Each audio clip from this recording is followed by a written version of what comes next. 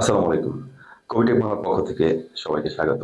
শিক্ষার্থী, আশা করি তোমরা প্রত্যেকে ভালো আছো, সুস্থ আছো এবং কবিটেক বাংলার সাথে আছো। শিক্ষার্থীবৃন্দ, তোমরা যারা 2024 সালে নবম শ্রেণীতে সমাপনী পরীক্ষা দিতে যাচ্ছ, তোমরা নিশ্চয়ই জানো তোমাদের পরীক্ষা অনুষ্ঠিত হতে যাচ্ছে আগামী 15 ডিসেম্বর।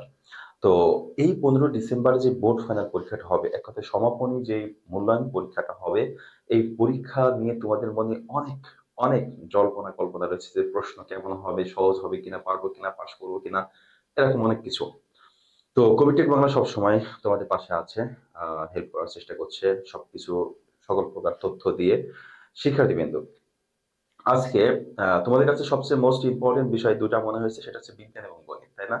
যে তোমরা অনেকেই কমেন্ট করতেছিলা যে গণিতের ক্লাসগুলো রেগুলার দিতে। এই জন্য আজকে গণিত নিয়েই বসেছি। আজকে একটা অধ্যায়ের 4টা প্রশ্ন দেখাবো একসাথে। তাহলে 4টা প্রশ্ন, 4টা অঙ্ক এক ভিডিওতে দেখা মানে অনেক ভালো একটা বিষয়।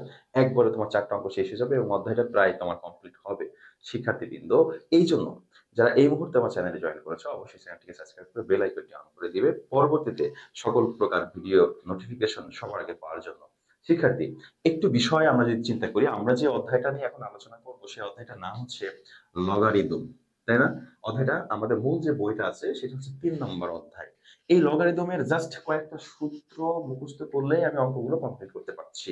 আমি এই লগারিদমের আগে কোনো সূত্র তোমাদের দেখাচ্ছি না। এই অঙ্কগুলো করতে যে সূত্রগুলো লাগবে সেগুলো দেখাই দিব, ওইগুলো মুখস্থ করে নিবা, তাহলে ইনশাল্লাহ পরীক্ষার হলে লিখতে পারবা। শিক্ষার্থী, প্রথমেই আমি যে অঙ্কটা তোমাদের জন্য রেখেছি একটু খেয়াল করবে। এই অঙ্কটা, যে যদি a two the power x সমান b হয়, b two the power y সমান c হয় এবং c two the power z সমান a হয়, তবে আমাদের প্রমাণ করতে হবে x y z সমান 1। এই অঙ্কটা প্রমাণ করব কিভাবে, তুমি যদি একটু খেয়াল করো।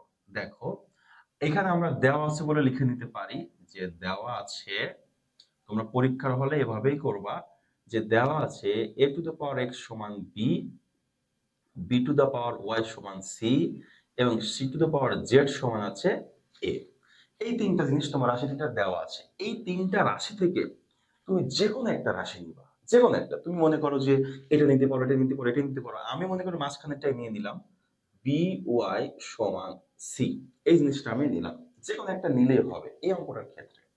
এবার আসো, এই জায়গাটায় কি আছে, বি আছে না? দেখো তো, বি এর একটা মান দেওয়া আছে না? এই যে বি সমান কি আছে, এ টু দ্য পাওয়ার এক্স। তার মানে বি জাস্ট এই জায়গাটায় তুমি এ টু দ্য পাওয়ার এক্স লিখে দিবা, এ টু দ্য পাওয়ার এক্স। কিন্তু বি এর উপরে ছিল কি, ওয়াই, সেই ওয়াইটা উপরে লিখে দিবা। বুঝতে পেরেছো?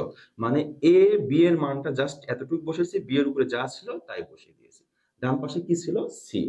এবার আসো, আমরা জানি যে পাওয়ারের উপরে যদি পাওয়ার থাকে সেই দুটো পাওয়ার পরস্পর গুণ করতে হয়। তাহলে এর পাওয়ার আছে এ এক্স, এর পাওয়ার আছে এক্স, তার পাওয়ার আছে আবার ওয়াই। তাহলে গুণ করলে আমাদের কি হবে বলতো, এক্স ওয়াই, মানে এক্স আর ওয়াই গুণ করলে এক্স ওয়াই হবে। পাশে কি থাকলো, সি থাকলো।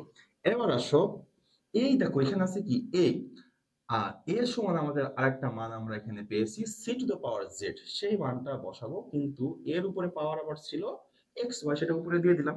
ডান পাশে সি, তোমার সি বসে গেল।